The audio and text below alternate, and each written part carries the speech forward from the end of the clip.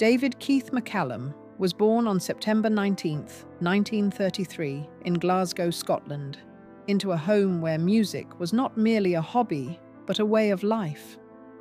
His father, David McCallum Sr., was a respected violinist and conductor with the London Philharmonic Orchestra, and his mother, Dorothy Dorman, was a cellist. This artistic environment shaped his early years and nurtured a lifelong love of creative expression.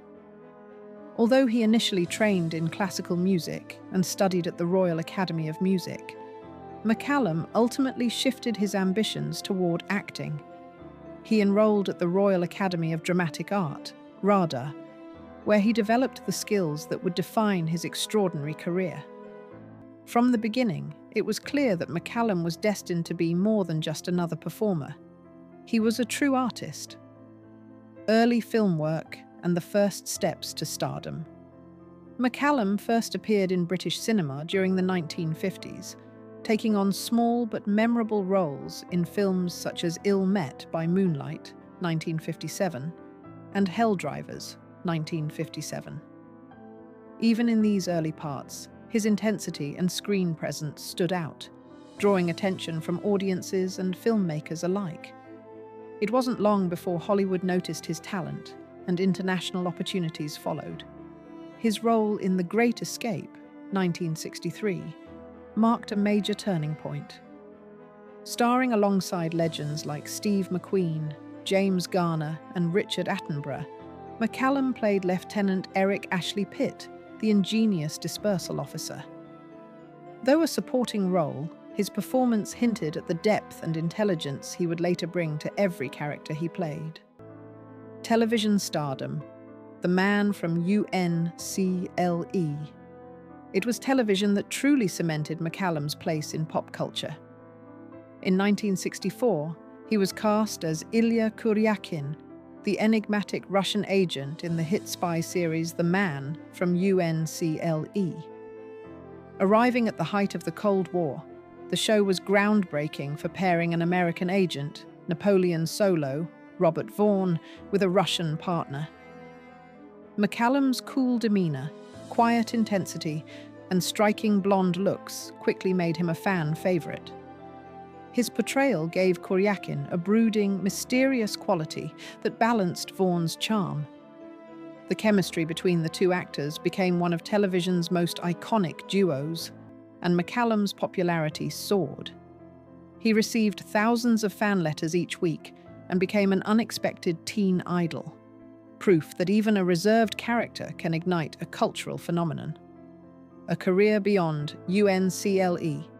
Stage, film, and television.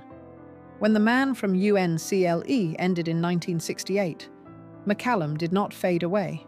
He continued to build a respected career across film, television, and stage. From Cold It's, 1972 to 74, to Sapphire and Steel, 1979 to 82, he demonstrated dramatic range and intellectual depth in every role. In Sapphire and Steel, a cult British sci-fi series, he co-starred with Joanna Lumley and further proved his ability to carry complex, layered characters. McCallum also embraced voice acting, lending his distinctive tone to numerous projects, which expanded his influence even further. Through it all, he maintained a reputation for seriousness, intelligence, and dedication, qualities that made him one of Britain's most respected actors. Music. A hidden legacy that endures beyond acting, McCallum continued to nurture his first love, music. During the 1960s, he released several albums through Capitol Records, blending classical instrumentation with contemporary sounds. Albums like Music, A Part of Me, and Music, A Bit More of Me showcased his skills as an arranger and performer. Though these records were not massive hits at the time, they would later be rediscovered by modern musicians and producers.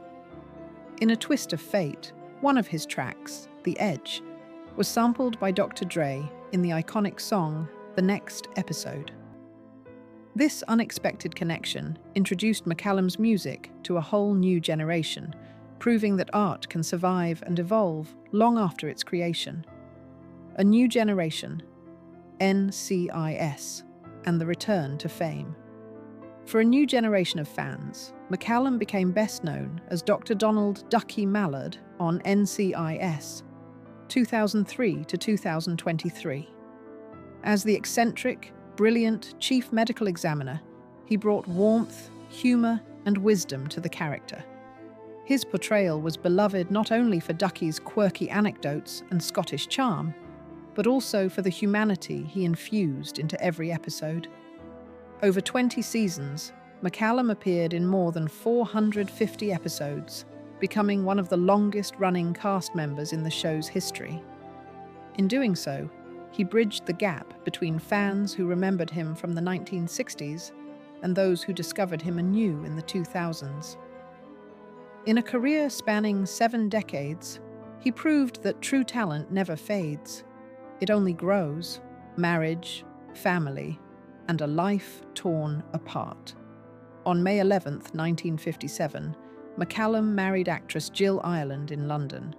They met during the filming of Hell Drivers, 1957, and their bond grew quickly during long days on set. At the time, both were rising talents, and their marriage seemed like a perfect union of creativity and promise. They had 3 sons together, including Valentine McCallum, who would later pursue a career in music. But the pressures of fame, travel, and Hollywood life took their toll. Although the couple separated around 1965, their marriage wasn't legally dissolved until February 1967. Despite the split, McCallum remained a devoted father, determined to support his sons even as his career continued to grow.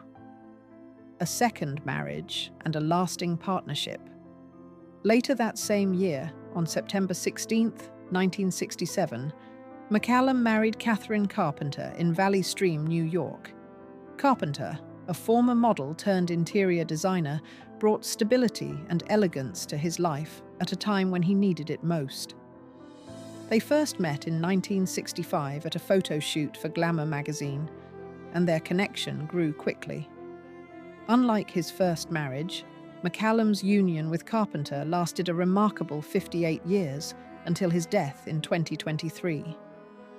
Together, they raised a son and a daughter, and they built a life grounded in love, mutual respect, and shared values.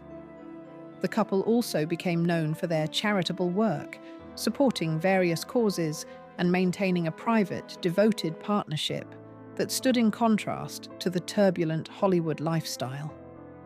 The friendship that cost him everything. In the late 1950s and early 1960s, friendships among actors were often forged under intense conditions. Long film shoots, constant travel, and shared ambitions.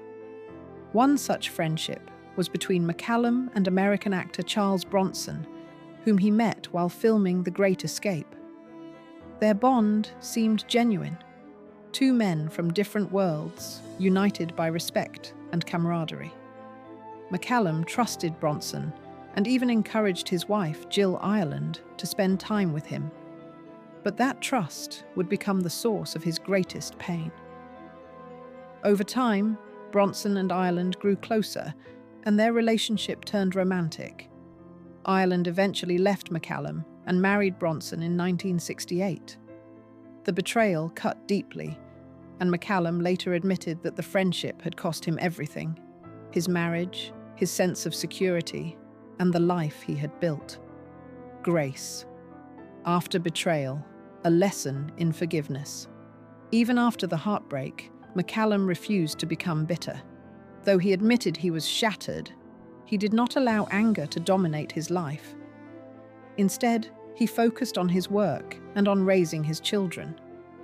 In interviews, he said he never hated Bronson, believing it would have been pointless. What was more remarkable was his willingness to allow his children to maintain a relationship with their mother and her new husband.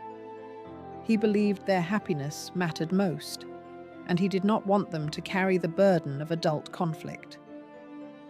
In this way, McCallum demonstrated a level of emotional maturity and generosity rare in Hollywood. His response to betrayal, dignity over hatred, responsibility over resentment, became a defining part of his legacy. Final years and a poetic end. David McCallum passed away on September 25, 2023, at New York Presbyterian Hospital in New York City at the age of 90. In a twist that felt almost scripted by fate, his death occurred on the same day CBS aired a 20th anniversary mini-marathon of NCIS, the series that brought him renewed fame. His passing marked the end of a remarkable life, one shaped by artistic brilliance, personal tragedy, and enduring resilience. From the golden age of British cinema to modern American television, McCallum's influence touched multiple generations. His life story is not only a tale of talent and success, but also of the human capacity to survive betrayal and remain compassionate. Outro, a legacy of talent and grace. David McCallum's life was one of extraordinary highs and devastating lows. He rose from a musical childhood in Glasgow to international fame as Ilya Kuryakin, and later won the hearts of a new generation as Dr. Ducky Mallard. Yet behind the acclaim lay personal pain, the loss of a marriage, the betrayal of a friend, and the difficult choice to forgive. In the end, McCallum chose grace. He proved that true strength is not found in revenge or bitterness, but in resilience, compassion, and the ability to continue creating. His legacy remains alive not only in film and television, but also in music and in the hearts of fans who remember him as an actor, a father, and a man of uncommon dignity.